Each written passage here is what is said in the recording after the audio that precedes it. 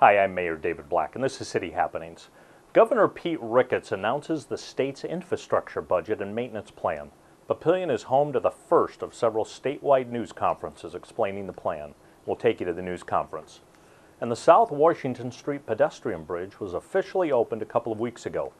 The city's Public Works Director gives his thoughts on the entire process of replacing the original structure. The Papillion-La Vista High School drama program is recognized by a national thespian organization for its community efforts. You'll hear from the school's drama teacher.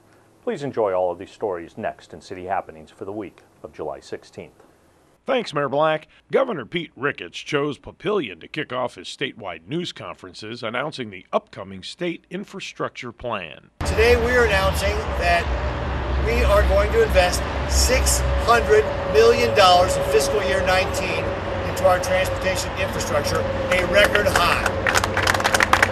That $600 million is part of our 5-year program book and will include over 90 projects next year, or this fiscal year, that Nebraskans will see.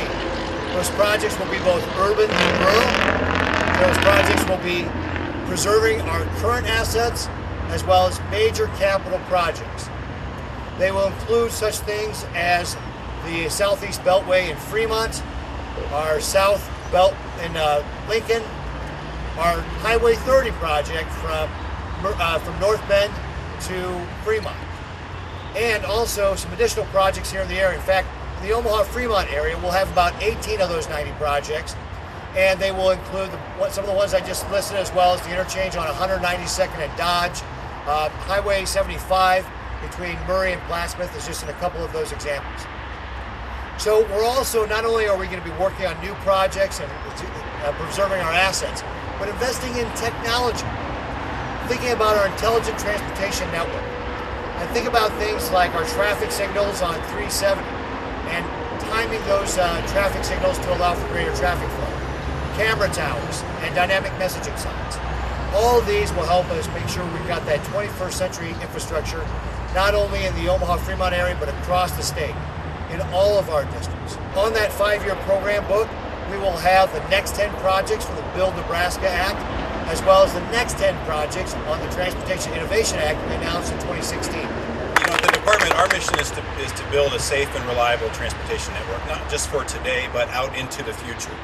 And we're trying to do that by being as effective and as efficient as we can. And that means delivering projects faster. It means being more reliable in our schedules. And it means focusing on our customers and our partners. And those partners can be the federal regulators, it can be our sister agencies with the Department of Economic Development and others, and it's our communities, to make sure that we're building these highways in such a way that they serve those communities and their needs and the businesses that rely so much on our infrastructure. And we wouldn't be here without the Transportation Innovation Act. It provides us the resources and the tools to do these things. Governor, you mentioned design build. We're moving fast and furious on our very first design build project. Now, Dirk, we're not in the construction phase yet, but we're in the design part of that design build, and we're moving fast and furious. The county bridge program, you mentioned, Governor, 68 bridges we were able to do last year. So the design build project is Highway 275 from Scribner to West Point, a much needed and long awaited improvement, and we're committed to delivering that project in 2019.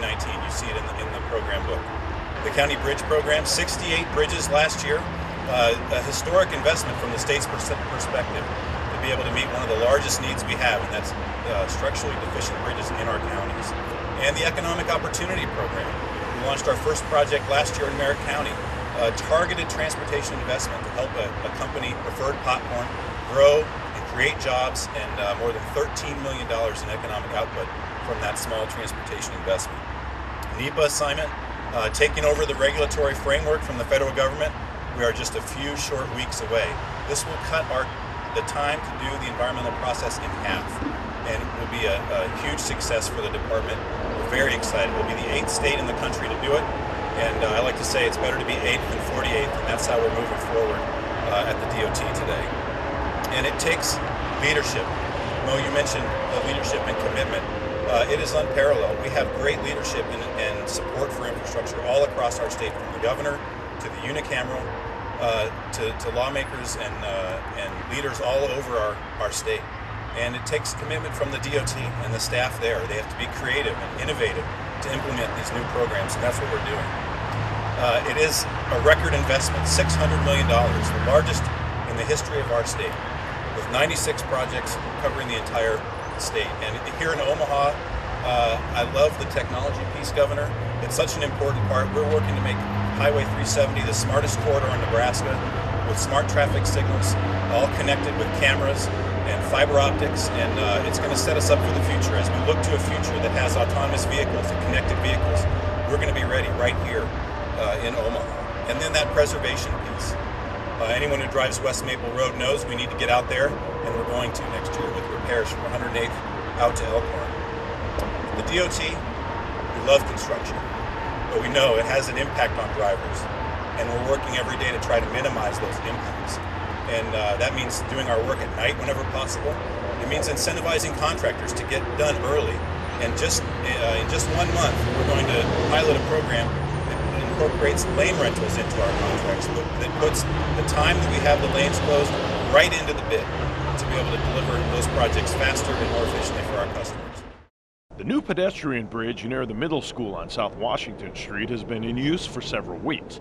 The city's public works director gives his thoughts. I wouldn't say it was a whole lot different than a lot of the other construction projects we work on. I mean, there's a planning phase, and then there's, the design phase, and obviously, the budgeting process on the front end, and it really wasn't that much different. Utility relocations, coordination with other agencies like the school district, the state highway department. I mean, we end up coordinating with a lot of other agencies and utility providers on a lot of different construction projects, so it really wasn't all that different. Despite similarities to other projects, there was a major difference.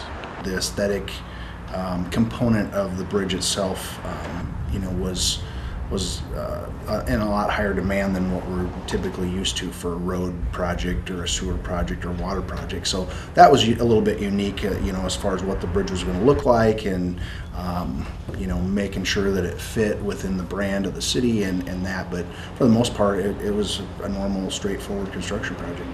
The new structure is significantly different than its predecessor.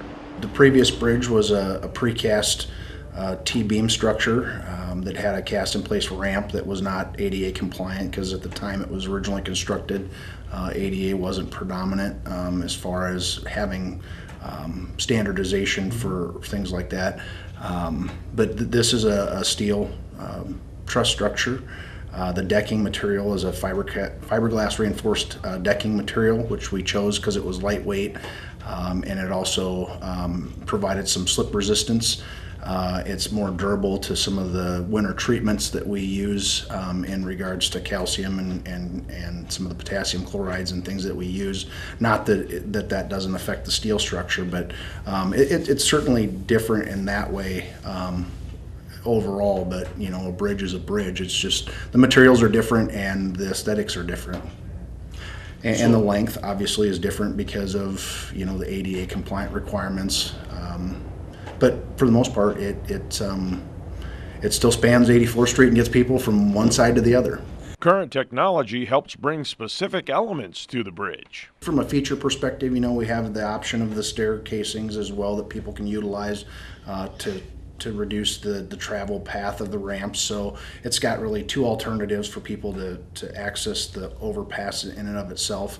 Lighting, the old structure didn't have any lighting at all, and the new structure is fully lit across the entire ramp and the stairwell casing and the bridge, the main bridge span itself. So, those are just little added features that certainly, LED technology with the lighting is a lot different than it used to be with some of the other technologies at the time. But I wouldn't say that it allowed us to do things a whole lot different. It's probably more efficient and a little more lightweight and that, but it's still designed to the same standards that we would design a concrete structure. While Thompson is happy with the new bridge, he says his being happy is not the point. Quite frankly, I want to make sure that the citizens are happy with the end product. So whether it would have taken 18 months or 5 years to get to where we're at today, I think it's important that the community is happy with the product. And I think just looking at some of the response that we've seen on social media, it's overwhelming. People are extremely pleased with its aesthetic look, how it fits in with the downtown. It kind of bookends, as the mayor says, kind of the start of our downtown area, which is kind of the heart of the community. So yeah, I'm pleased with how the process went, but it's not about me and how I feel about it. It's about how the citizens and our elected officials feel about it. Papillion-La Vista High School's drama program gets national recognition from the Educational Theater Association. It's an award for outstanding theater school in the nation, and we're one of 3 schools. My kids were really felt sort of validated, and we're just really excited. The award recognizes excellence in several areas. Community outreach, things we do like trick or treat so tots can eat, our canned food drive that we do every year. We did the American Cancer Society walk, the night walk, I'm saying the name wrong, but the walk for the night or walk for cancer. We've done that for a few years. We do just various community outreach type things, as well as recognizing shows, and we'll do a Miracle Minute to send students to International Thespian Festival, or we'll do a Miracle Minute for someone in the community that needs something.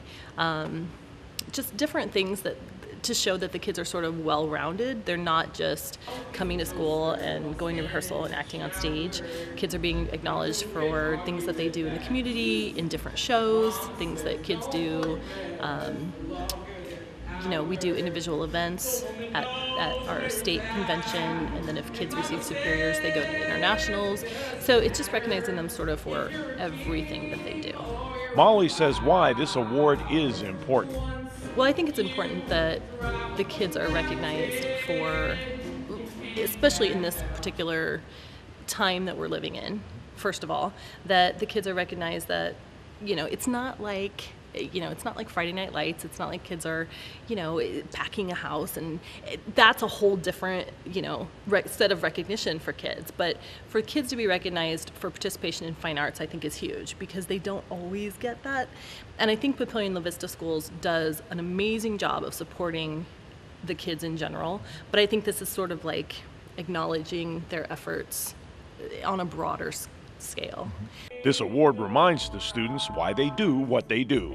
Even though having a sold-out musical performance is amazing, and it's something that the kids, they have that 30 seconds of applause at the end of the show, and they're going to always remember that. But they're also going to remember those moments, like coming in on a Sunday to set up with friends and parents and teachers and set up for a haunted house, or coming in on the weekends to work on the set, or staying up all night for Walk for Life or for the American Cancer Society, or trick-or-treating for canned food drive, things like that. They're going to remember those moments, and they're going to remember dropping off those cans at the Sarpy County Food Pantry more than they're going to remember those probably 30 seconds of that applause. And I think it's important that they carry and they keep those values and they take them with them when they go out into the workforce and into college.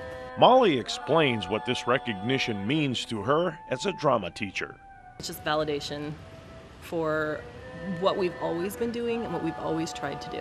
I think it is, our motto has always been at Papillion-La Vista High School, tradition of excellence, and I think it's something that we work for every year.